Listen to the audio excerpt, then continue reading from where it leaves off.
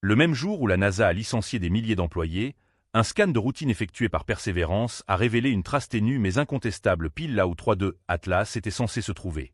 Cela confirme bien l'existence de l'objet, mais soulève des interrogations bien plus étranges. Les images récentes ne se contentent pas de montrer quelque chose d'anormal à propos de 3 Atlas. Elles mettent en lumière un intrus interstellaire doté d'une chevelure riche en dioxyde de carbone, de signaux à queue déroutants, d'un halo orienté vers le Soleil, d'une polarisation inhabituelle, et surtout, de résidus de nickel sans la moindre trace de fer. Rien de tout cela ne correspond aux schémas habituels des comètes ou des astéroïdes. Assistons-nous au début d'une coïncidence cosmique naturelle, ou quelque chose est-il intentionnellement masqué? Les preuves solides exigent un examen plus approfondi. Le 3 octobre 2025. Tandis que les images haute résolution des orbiteurs martiens demeurent inaccessibles, la caméra de navigation de Perseverance a discrètement enregistré une série qui a bouleversé le débat. 20 images consécutives, superposées par les ingénieurs de la mission, font apparaître une tache oblique et faible traversant le ciel nocturne de Mars, précisément à l'endroit où Triae Atlas était attendu. L'alignement n'est pas approximatif. En s'appuyant sur l'éphéméride horizon du JPL, la trajectoire projetée traverse les mêmes coordonnées de pixels d'image en image, au rythme précis d'un objet filant près de Mars à près de 60 km par seconde. Ce n'est ni un rayon cosmique, ni un satellite égaré. La tache ne s'éteint pas ni ne saute d'une exposition à l'autre. Elle dessine une courbe fluide et stable, concordant avec le mouvement céleste de la comète à moins d'un dixième de degré. La technique est basique, mais efficace.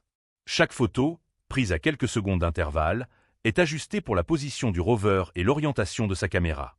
Une fois ces 20 prises empilées numériquement, les bruits aléatoires s'estompent et les éléments persistants se précisent. Ce qui subsiste est une bande fine et allongée, à peine au-dessus du seuil de bruit, mais indéniablement authentique. Le moment est impeccable. La séquence a démarré pile quand 3I Atlas atteignait son point d'approche le plus proche de Mars, une fenêtre prévue des semaines à l'avance par les planificateurs de la mission. Les chances qu'un artefact fortuit surgisse au spot exact et au timing exact sur 20 expositions sont infimes. Aucun autre instrument au sol sur Mars n'a signalé une détection similaire. Les données brutes, pas encore publiées, ont été vérifiées en douce par plusieurs experts en imagerie au JPL. Chacun a scruté les défauts de capteurs, les impacts de rayons cosmiques et les artefacts atmosphériques. Rien ne colle. La seule interprétation crédible est que Perseverance, par un heureux hasard et une préparation minutieuse, a surpris le visiteur interstellaire en pleine action. Ce n'est pas le portrait détaillé que des orbiteurs comme IRISE ou Mars Express pourraient offrir. La trace est trop faible et lointaine pour des indices sur la structure. Pas de queue visible, ni de noyau ou de jet perceptible. Mais il s'agit d'une preuve photographique directe que 3D Atlas était bien là, se déplaçant exactement comme anticipé sur une orbite qu'aucun satellite martien ou débris connu ne pourrait imiter. Dans un contexte où les canaux officiels se taisent, cette superposition de 20 images du rover représente la seule confirmation en temps réel depuis la surface martienne. C'est un jalon provisoire, une preuve appelant à des suites et un rappel brutal de tout ce qui reste occulté dans les données sous embargo en orbite. Pour l'instant, la tâche de Persévérance est l'unique point d'ancrage dans un océan d'incertitude. Elle atteste de la réalité de l'objet, mais laisse en suspens toutes les questions plus profondes sur sa forme, sa composition et son origine. Tant que les images haute résolution des orbiteurs ne seront pas diffusées, cette fine traînée marque la frontière entre conjecture et réalité. À travers le système solaire, un réseau de télescopes et de sondes a orienté ses détecteurs vers Triae Atlas, chacun rassemblant une pièce distincte du mystère. Le télescope spatial James Webb, fonctionnant dans l'infrarouge, a détecté une chevelure dominée par le dioxyde de carbone. Le rapport dioxyde de carbone O, d'après le spectrographe NIRSpec de Webb, s'élève à près de 8h1, 10 fois plus élevé que chez la plupart des comètes du système solaire où l'eau prédomine généralement. Le télescope ultraviolet Swift a adopté une autre tactique, traquant les signatures classiques de l'eau et de l'hydroxyle. Les raies d'émission ultraviolet attendues, hydroxyle à 308 Nm, eau à 160 Nm, étaient ténues, à peine au-dessus du bruit de fond. Au lieu de cela, Swift a noté un signal plus fort que prévu dans la bande du monoxyde de carbone, soulignant encore un mélange de volatiles très atypique. Parallèlement, une équipe de polarimétrie, via l'instrument Fort 2 du Very Large Telescope, a mesuré une polarisation linéaire de moins 2,77% à un angle de phase de 7 degrés. Ce n'est pas une simple anomalie statistique. La plupart des comètes affichent une polarisation positive à ces angles, et seules quelques-unes tombent dans le négatif, souvent dû à de fines poussières hautement réfléchissantes. Plus curieux encore, l'angle d'inversion, où la polarisation passe du négatif au positif, s'établit à un peu plus de 17 degrés. À titre de comparaison, les comètes classiques tournent autour de 21 degrés. Cela suggère que la chevelure de Tri-Ice Atlas renferme des grains de poussière de taille et de composition inédites dans les catalogues. Le télescope spatial Hubble, observant la lumière visible, a saisi un large halo face au Soleil qui contredit le modèle standard des comètes. Au lieu d'une queue antisolaire éclatante, la diffusion. La lumière diffuse s'étend vers le Soleil, formant un éventail asymétrique. Les simulations indiquent que cela pourrait résulter d'une diffusion avant par des particules compactes ou alignées de manière inhabituelle. Cependant, l'intensité et la configuration ne correspondent à aucun noyau cométaire répertorié dans les bases de données. Le spectrographe ultraviolet des très grands télescopes a révélé une autre bizarrerie.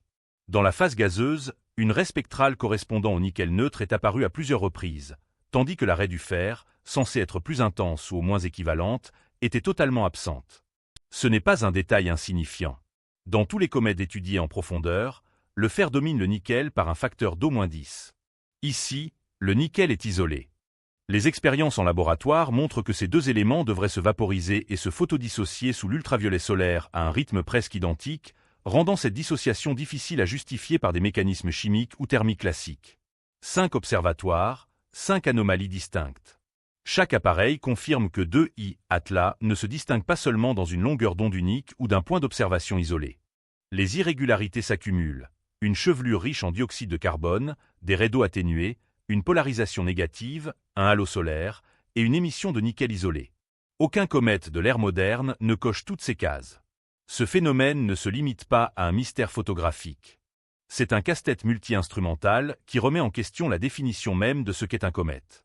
Fin août, alors que les télescopes s'agitaient pour obtenir une vue plus nette de 2I Atlas, un type d'observation bien différent commençait à circuler dans des forums privés. Des groupes de vision à distance, dont un dirigé par Birdie Dworsky, ont initié une série de séances à l'aveugle visant un objet astronomique anonyme. Les participants l'ont décrit en termes étonnamment concordants. Un appareil de la taille d'une clé USB incrustée dans une masse glacée bien plus vaste. Certains ont évoqué des impulsions ou des signaux émanant vers l'extérieur, comme si l'objet diffusait un message. D'autres ont mentionné des motifs complexes ou des inscriptions, qualifiées par quelques-uns de graffitis, gravées sur une surface métallique lisse dissimulée sous des couches de poussière et de glace. Aucun des observateurs ne savait ce qu'il était censé décrire. Les coordonnées et le contexte ont été cachés jusqu'à la fin des séances. Ces expériences ont eu lieu avant le survol de Mars, époque où seuls quelques astronomes étaient au courant de la trajectoire de 2I Atlas. Bien que vivides, ces descriptions restaient hypothétiques, de faible fiabilité selon les critères scientifiques, même si les images officielles demeuraient inaccessibles. L'idée d'un implant technologique, d'une chose conçue plutôt que flottant au hasard, a commencé à estomper la frontière entre spéculation marginale et débat public. IRISE, la caméra vedette de la Mars Reconnaissance Orbitée, était prête pour une prise de vue historique. La fenêtre d'opportunité était étroite, limitée à quelques heures pendant que 2I Atlas frôlait Mars, suffisamment près pour que les sondes spatiales discernent des détails que les télescopes terrestres ne pouvaient qu'imaginer. Pourtant, une fois le survol passé, aucune image n'a émergé. Les flux officiels de la NASA, habituellement prompts à partager de nouvelles vues martiennes, n'ont diffusé que du silence. L'Agence spatiale européenne a confirmé que ses propres Mars Express et Trace Gas Orbitée avaient capturé l'événement, mais a retenu les photos en invoquant une analyse de données en cours. Les données brutes de télémétrie affluaient encore pour les opérations critiques de mission, mais les cadres scientifiques de qualité, ceux capables de trancher sur la forme et la composition, restaient cloîtrés derrière des barrières institutionnelles. Personne n'a manqué cette coïncidence temporelle. Avec plus de 15 000 employés de la NASAMI en disponibilité par l'arrêt des activités fédérales, les canaux de communication publique de l'agence ont ralenti à l'extrême. Les équipes essentielles ont maintenu les engins spatiaux en fonctionnement et sécurisé les archives de données. Mais le traitement et la diffusion habituelle des images haute résolution ont été relégués au second plan. L'ESA, de son côté, a buté sur ses propres obstacles administratifs, reportant toute publication coordonnée. Pour la communauté mondiale d'astronomes et d'amateurs d'espace, cette opacité ressemblait moins à de la prudence qu'à un mur infranchissable. Les rumeurs ont pullulé, les images étaient retenues pour une étude approfondie, ou pire, que leur contenu était trop polémique pour une sortie immédiate. Dans ce vide, les voix non officielles ont pris le relais. Les forums d'amateurs relayaient chaque indice issu de la télémétrie brute, tandis que les réseaux sociaux bouillonnaient de conjectures et d'exaspération. Ce qui aurait dû être un triomphe de la science planétaire, un portrait multisonde et multi-angle d'un visiteur interstellaire, s'est mué en exemple de fragilité institutionnelle. Juste au moment où le monde réclamait des données claires et fiables, le système censé les fournir a vacillé. Tant que l'embargo persiste, l'histoire de 2I Atlas se racontera à travers ragots, fuites et les plus floues des tâches martiennes. En empilant les preuves, le cas de 2I Atlas évoque une donne de cartes qu'aucun objet naturel ne devrait posséder. Commencez par la première. Une masse si imposante et dense que, malgré un dégazage visible, sa trajectoire reste à peine altérée. Un phénomène inédit chez les comètes de taille comparable. Ajoutez une chevelure qui brille le plus intensément vers le Soleil, et non dans la direction opposée, contredisant les règles classiques des queues cométaires modelées par le vent solaire. Puis arrive la composition chimique. Répé des indices subtils de vapeur de nickel sans trace de fer, une association que les études en laboratoire considèrent comme presque impossible à dissocier sous l'effet de la chaleur solaire. Les mesures de polarisation, encore en attente de publication complète, indiqueraient un renversement net à un angle inférieur à celui de quasiment tous les comètes enregistrées, suggérant des grains de poussière aux caractéristiques inédites dans les catalogues existants. La trajectoire en elle-même constitue une autre bizarrerie. Plutôt que de traverser le système solaire sous un angle extravagant, 3I Atlas longe l'écliptique, frôlant Vénus, Mars et Jupiter dans une séquence inhabituelle même pour les missions d'assistance gravitationnelle les plus précises. Et comme si cela ne suffisait pas, son chemin traverse une zone étroite du ciel liée au signal radio WOW de 1977, l'éclat radio inexpliqué le plus célèbre jamais capté. Chacune de ces particularités pourrait passer pour un hasard ou un effet d'observation, mais réunies, elles accumulent les probabilités contre le simple coup de chance. La likelihood que ces 7 anomalies se manifestent ensemble dans un seul astre est si infime qu'elle appelle une interprétation. Que la réponse soit une nouvelle classe de visiteurs interstellaires ou quelque chose de plus surprenant encore. L'affaire de 3I Atlas devient désormais un étalon pour mesurer jusqu'où la nature, ou peut-être une intention, peut défier nos prévisions. Le 29 octobre marque le périhélie pour 3I Atlas, son approche minimale du Soleil à 1,4 unités astronomiques. C'est l'instant où les hypothèses se confrontent à la réalité. S'il se comporte comme un comète interstellaire ordinaire, la chaleur pourrait provoquer un dégazage ou même une désintégration. Mais si 3I Atlas est plus énigmatique, cette phase ouvre la porte à l'inattendu, mouvements aberrants, éclats irréguliers ou signaux défiant toute logique naturelle. La trajectoire prime tout. Le 3 octobre, il a rasé à seulement 29 millions de kilomètres de Mars, un effleurement au standard planétaire. De là, il gagne en accélération, culminant à 68 km par seconde fin octobre. Post-périhélie, l'objet se cache derrière le Soleil, invisible au regard terrestre, sauf pour les outils les plus raffinés. Novembre offre une chance exceptionnelle. La sonde JUICE de l'ESA, conçue pour les lunes de Jupiter, disposera d'une fenêtre d'observation dédiée du 2 au 25 novembre. Les capteurs de JUICE sont adaptés aux objets faibles et rapides, et les planificateurs ont réservé du temps pour des balayages précis. Si 3I Atlas se fragmente, dévie ou s'illumine soudainement, JUICE sera idéalement placé pour le détecter. Ces relevés sont essentiels, fournissant la seule vue sur l'astre alors qu'il s'éloigne du Soleil avant de réapparaître dans le ciel matinal. Début décembre, les astronomes valident l'éphéméride. Au sortir de la conjonction solaire, la position de 3I Atlas est comparée au calcul. Le moindre écart pourrait signaler des éruptions, des fissures ou des altérations de route. Davidid Finoya et l'équipe du JPL scruteront attentivement. Le 19 décembre apporte le dernier contrôle, à 1,8 unités astronomiques de la Terre, l'ultime opportunité pour les télescopes au sol de recueillir des données haute résolution avant que l'objet ne s'évanouisse dans l'espace interstellaire. Une image retouchée montrant Mitiohaku souriant près d'une comète luminescente circule avec une citation inventée sur des sondes extraterrestres. En Russie, les médias d'État évoquent un camouflage occidental, tandis que des comptes de même produisent des montages du flou de Persévérance étiquetés #Harbingé. L'affolement et la satire s'entremêlent, attisés par l'arrêt de la NASA et le manque d'images officielles. Mais alors que la machine à rumeurs s'emballe, les chercheurs contre-attaquent.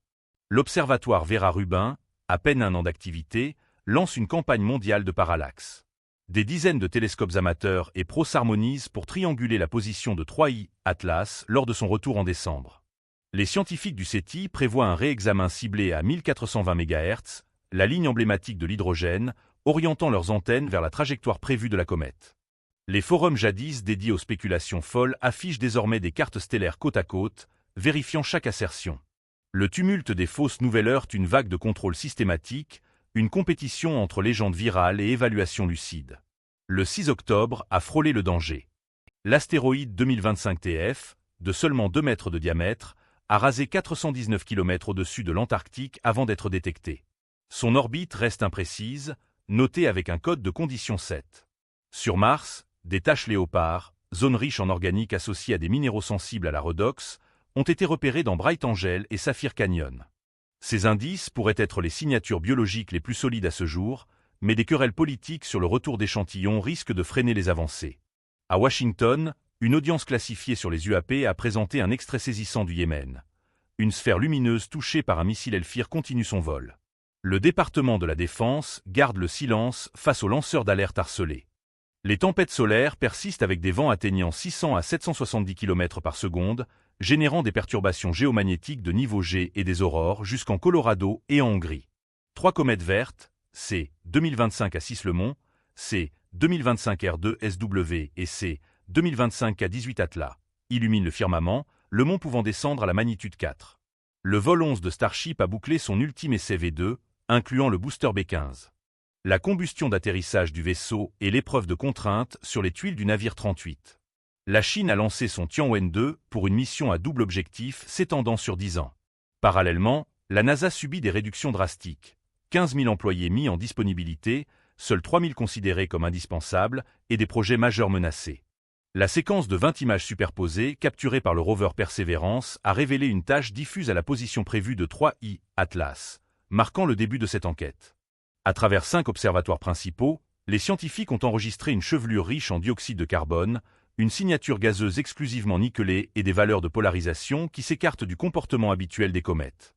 Cependant, aucune image haute résolution prise par un orbiteur martien n'a été diffusée, et les découvertes chimiques essentielles attendent encore l'examen par les pairs. Bien que la fiche d'anomalie à 7 points expose un ensemble de défis extraordinaires aux théories classiques, les réponses définitives reposent sur les données en attente de la campagne JUICE de l'Agence spatiale européenne et sur une nouvelle détection depuis la Terre dans les prochaines semaines.